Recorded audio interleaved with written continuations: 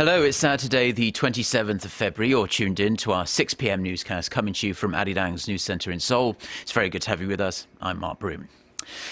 Our top story this evening, the United States has test-fired a ballistic missile as part of its efforts to display its nuclear arms capability to North Korea.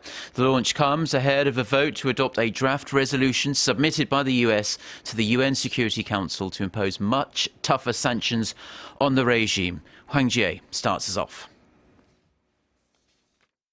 Facing rising tension with North Korea, the U.S. has announced that it test-fired an intercontinental ballistic missile on Thursday. The Minuteman III missile was unarmed and launched from an Air Force base in California. The firing was successful, landing in its target area of the Kwajalein Atoll in the Marshall Islands, some 6,500 kilometers away. Deputy Defense Secretary Robert Work said the test was aimed at demonstrating the U.S.'s effective nuclear force to strategic rival countries like North Korea, Russia, and China. He added that the U.S. has conducted test firings at least 15 times since January 2011. The launch this time holds extra importance as concerns were growing over the readiness of the U.S. nuclear arsenal. It also comes ahead of a vote to adopt a draft resolution proposed by the U.S. and backed by China to the UN Security Council to punish North Korea for its recent nuclear test and long-range missile launch. If passed, the measures will require UN member states to inspect all cargo to and from North Korea for the first time. The resolution was described as a turning point of negotiations between the U.S. and China by an unidentified U.S. official cited by the Wall Street Journal. But adopting the resolution might not be that easy, with the Russian deputy UN ambassador saying Moscow needs more time to study the draft, adding the vote could take place as early as next week. Hwang Jie, Arirang News.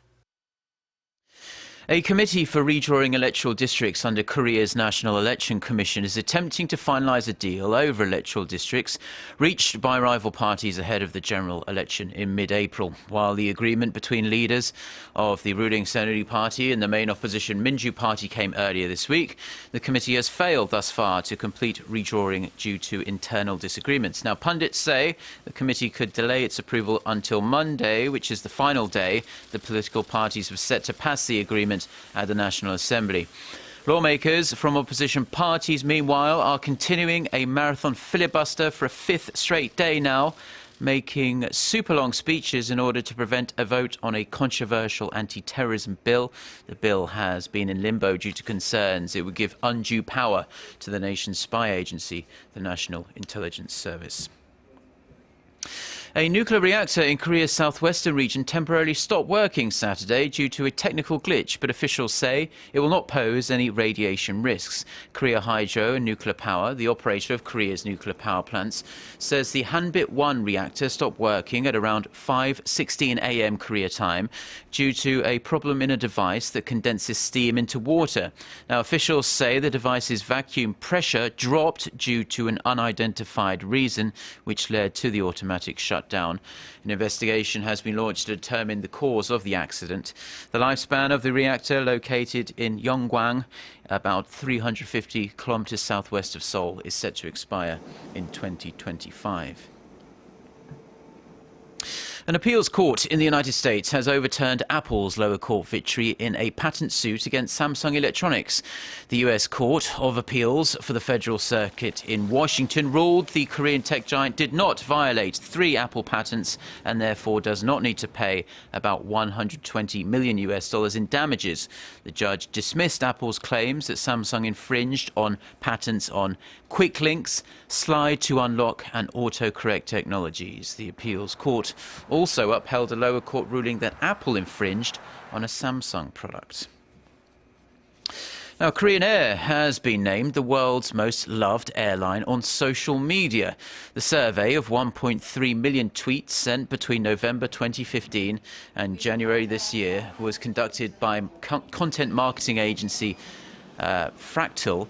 The poll included 70 normal and budget airlines. Korea received a score of 0 plus 0.57 on the survey, where +1 means all of the comments were positive. Air France, Icelandair and Air New Zealand were among the top 10. According to the poll, the most disliked airline on social media is ultra-low-cost US carrier Spirit Airlines, followed by American Airlines and Delta. Now, the main battlefields in the Syria conflict have mainly fallen quiet in the hours after a US-Russian brokered ceasefire came into force.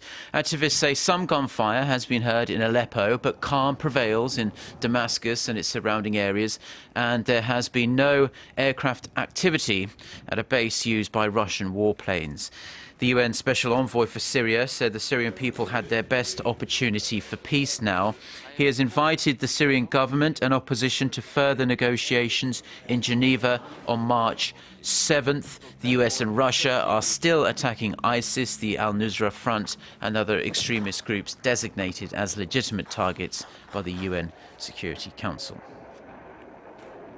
Now, Gianni Infantino has been elected as the new president of FIFA. The Swiss Italian beat 4 other candidates in the World Football Body's elections. In a speech moments after his election victory, Infantino said that he vowed, to restore FIFA and the image of FIFA. He said football and FIFA had gone through sad times in crisis, but said those times are over. Now the organisation needed to focus on going forward. Now, his victory was somewhat of a surprise, but many are actually already questioning whether a man like Infantino, a football insider, can restore the image and reputation of the game after the scandals of the Blatter era. A special event was held on Saturday in Gwangju, Gyeonggi-do province. People gathered to remember the Korean victims of Japan's wartime sexual enslavement. Our Lee Ji-won was there and filed this report. In the serene atmosphere, a memorial address is read out. The speech is to commemorate Kim Wei-han and numerous other Korean victims of Japan's sexual enslavement who have passed away. Many people, including students, mothers, and politicians, came to pay respect to the deceased and wish for the well-being of the 44 surviving victims. We regularly visit the grandmothers, and because today is a historic day, many of us came here to be with them. The House of Sharing, a shelter for the now elderly victims, organized the commemoration along with its groundbreaking ceremony of the Memorial Park, and a center for properties left by the deceased grandmothers. The memorial building is to be completed by August. It's where the grandmothers' photos and footages, along with an exhibition of properties left behind, will be recorded and kept. Through this memorial, we hope to teach people the correct history about Japan's sexual enslavement and women's rights. We also want to help women worldwide secure and fight for their rights, especially in cases of war. After the ceremony, the families of the deceased grandmothers expressed their position of the recent agreement between the Korean and Japanese governments on the wartime sexual slavery issue. 결론적으로 말하면 피해자들은 무시한 정치적 야합으로 합의안을 인정할 수 없다. It was the right decision to make this memorial and park because it encourages people from across the nation to come together on this issue. This is where the Memorial Park and the Center for Properties left by the grandmothers will be built. With such efforts to remember Korea's painful history, may the grandmothers rest in peace. Lee Ji-won, Arirang News. Now, you may or may not know that every person has 2 ages. One is the more commonly known chronological age, and the other is the body's biological age. According to a new study, the gap between the two could be used to calculate your health risks. Park Se-young has the details. The difference between a person's biological age and their chronological age appears to be a new predictor of cancer. And according to a new study, the bigger the difference, the higher your risk of getting and dying from cancer.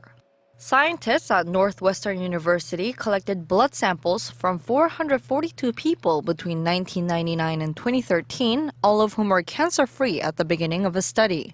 They found that people whose physical age was around 6 months older than their chronological age developed cancer, while those who were 2.2 years older had little chance of surviving it.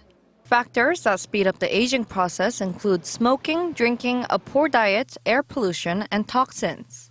The study, the first to link the discrepancy between biological and chronological age with cancer, was published in the online journal eBiomedicine. The researchers are now studying whether people can lower their biological age through lifestyle improvements like exercise and having a healthier diet. Park Se-young, Arirang News. Now finally taking a brief look at the weather. Most of Korea is under partly cloudy skies this evening. Seoul will see the overnight low dip to -3 degrees Celsius. Sunday will be overcast and we will see a high of 6 degrees Celsius in the Korean capital. With that, let's take a look at the weather around the world.